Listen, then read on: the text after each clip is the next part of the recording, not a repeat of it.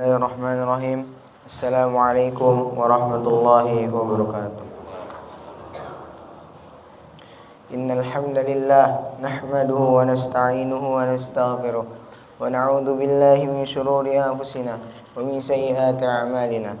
May yahdihillahu fala mudilla lahu wa may yudlil fala hadiya lahu. Asyhadu an la ilaha illallah wa asyhadu anna Muhammadan 'abduhu wa rasuluh la nabiyya wa la rasula ba'da.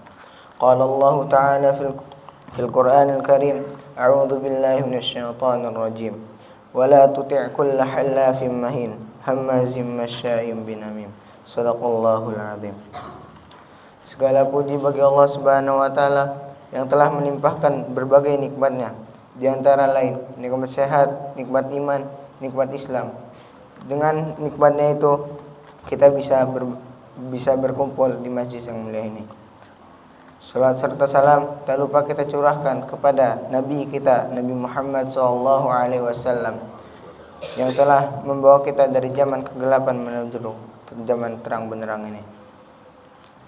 Jamaah salat subuh rahimahullahu taala, berdiri saya di sini akan menyampaikan sebuah hadis dari Rasulullah SAW yang bertemakan tentang bahaya namimah.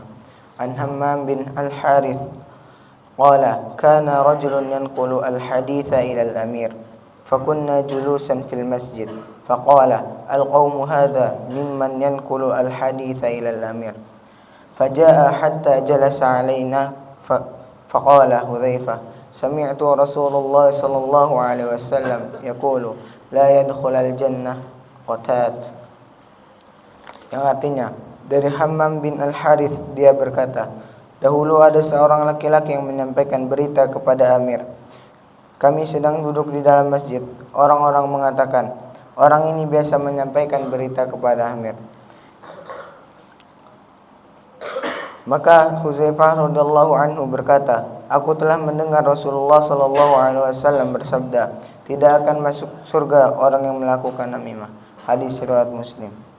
Adapun pelajaran yang bisa kita ambil dari hadis di atas adalah, di antara penyakit moral yang tersebar di kalangan manusia adalah namimah. Banyak orang yang tidak menyadari bahwasannya namimah merupakan perbuatan dosa besar yang akan mencelakakan pelakunya. Selain itu, dosa ini bisa merusak hubungan antar sesama manusia. Oleh karena itu, Islam melarang dengan tegas perbuatan namimah dan menjelaskan siksaan yang akan dihadapi oleh pelakunya. Imam An-Nawawi rahimahullah berkata, namimah adalah menceritakan perkataan orang kepada yang lain dengan tujuan membuat kerusakan.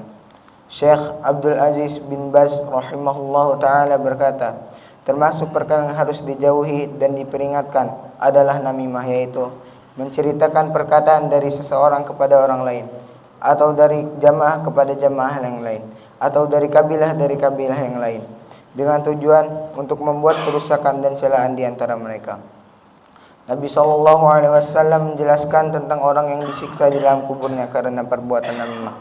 Abdullah bin Abbas radhiyallahu anhu berkata, Nabi SAW melewati dua kuburan, lalu beliau bersabda, sesungguhnya keduanya ini disiksa, dan tidaklah keduanya disiksa dalam perkara yang berat untuk ditinggalkannya. Yang pertama, dia dahulu tidak menutupi dari buang air kecil. Adapun yang lain, dia dahulu berjalan melakukan namimah. Kemudian Nabi SAW mengambil sebuah pelepah kurma yang basah, lalu membaginya menjadi dua. Kemudian menancapkan satu pelepah pada setiap kuburan itu. Para sahabat bertanya, wahai Rasulullah, mengapa Anda melakukannya? Beliau, Nabi SAW menjawab, semoga Allah meringankan siksa keduanya selama pelepah kurma ini belum kering. Hadis riwayat Bukhari dan Muslim.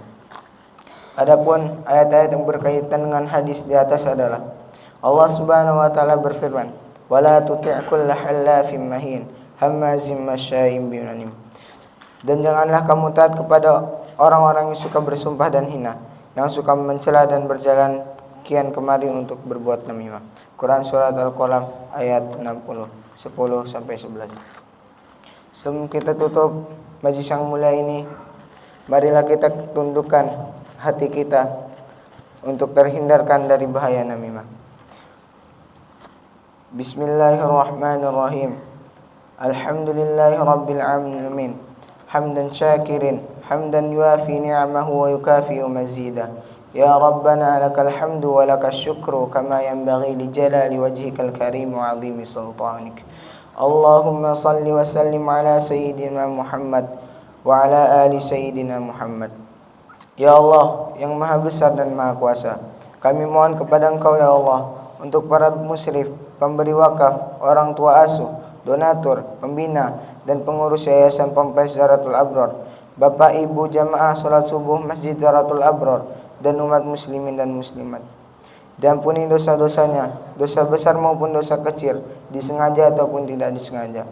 Diberi hidayat agar dapat melaksanakan semua perintah-Mu dan meninggalkan semua larangan-Mu. Diberi kesehatan agar bisa istiqomah dalam melaksanakan ibadah baik yang wajib maupun yang sunnah. Diberi rezeki yang luas dan berkah agar mau berbagi kepada anak yatim dan duafa dan perjuangan Islam. Diberi kemampuan bisa bersabar jika menerima musibah dan pandai mensyukuri kenikmatan. Diberi keturunan yang qurrata a'yun, keturunan yang solihin dan solihah. Rabbana atina fid dunya hasanah wa fil akhirati hasanah wa qina adzabannar. Subhana rabbika rabbil izzati amma yasifun wa salamun alal mursalin walhamdulillahi rabbil alamin. Wassalamualaikum warahmatullahi wabarakatuh.